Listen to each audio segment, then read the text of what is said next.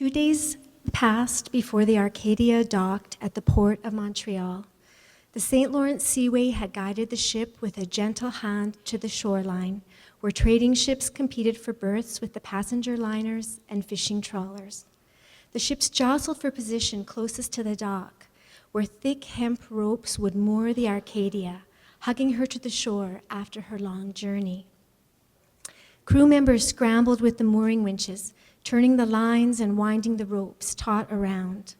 Passengers milled about on the bridge of the great ship, chittering and chattering like seagulls, anxious to touch solid ground once again. Vasile was dressed in his fine woolen jacket, his sweater vest and hat, feeling emboldened as he breathed in the air of this new land. Katya's shawl enveloped her bony shoulders and softened her willowy frame. The ship had arrived a day early. They were here, Canada. Katya scanned the bustling port, the fishing nets, hawser lines, and boat bumpers lining the docks. How long ago docking at Antwerp seemed to her now, a world away. The air smelled fresher here somehow, cleaner and freer. She looked directly at Aya, who was red-eyed and swollen from all her tears. "Please come with us," Katya urged. "My husband knows where we can stay. We want you to be safe." Aya was silent but nodded. She would follow. "It's time to leave, Katya," Vasile urged quietly. He glanced about on deck for Ivan. Passengers clustered in a constellate, and Vasile's eyes searched for a gray blanket. These last few days, he had come to think of Ivan as a younger brother and offered him a place to stay with them when they got to Edmonton. He had not told Katya about Ivan yet. He was concerned that she would think they were taking on another mouth to feed, which they were. But this young man had endeared himself to Vasile, and Vasile felt compelled to ensure Ivan found his way to a better life out west. He had told Ivan he could stay with them as long as he wanted, until he got up on his feet. Vasile also thought how valuable Ivan's strength would be in clearing the land, building their soddy, and setting up the garden for their new homestead. And now, as he walked side by side with Katya, he sensed they also had Aya. What would become of Aya? Katya took one last look at the ship, her heart beating with excitement as she walked down the gangway to the wooden dock. She smiled at Aya, about 5 passengers behind.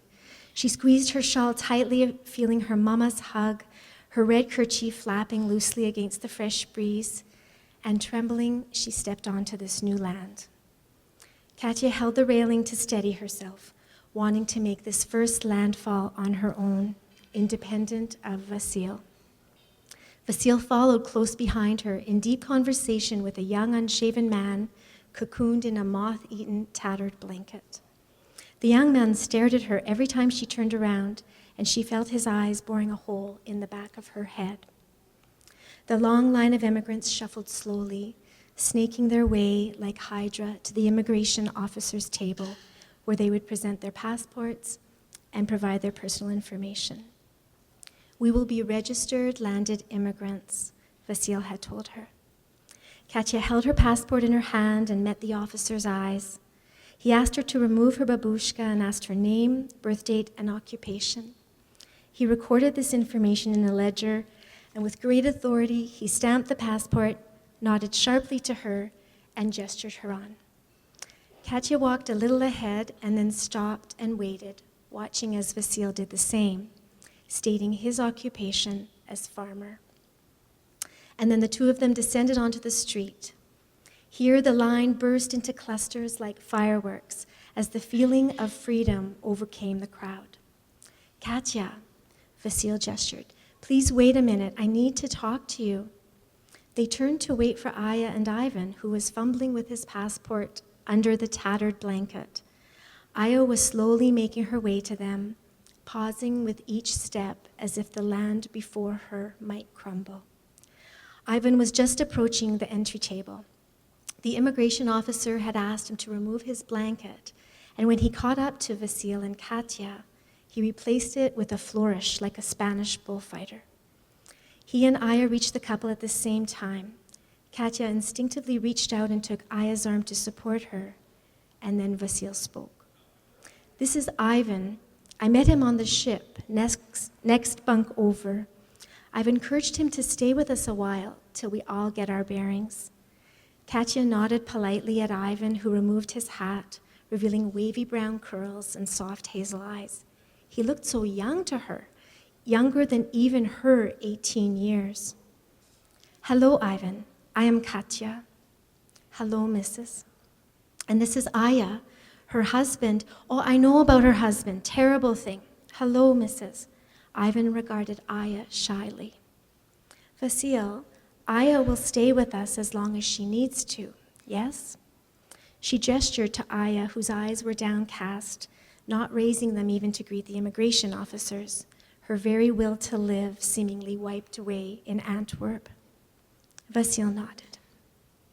The foursome walked slowly on the cobblestones, relishing each step on the solid earth beneath their soles. Vasil held a map of old Montreal and was peering at it to find the church that Father Michalchuk had circled for him. That would be their salvation. He would ask the Sisters of Mercy to watch over Aya until her husband arrived on another ship. They would know how to get word to him that Aya was here in Montreal, safe and waiting for him. Vasil unfolded the tiny hand-drawn map, revealing veins of white from time and moisture from their voyage. The street names were blurred. Vasil peered closely to find the church. "Maybe I can help," Ivan said, taking the unfolded map in his hands. "I knew he would help us," Vasil thought to himself, and he linked Katya's arms in his. Ivan stopped. "I think it's back this way." He turned and faced the way they had just come. The view of the port left them breathless. The sun was just beginning to descend, the St. Lawrence shimmering with dusk's light.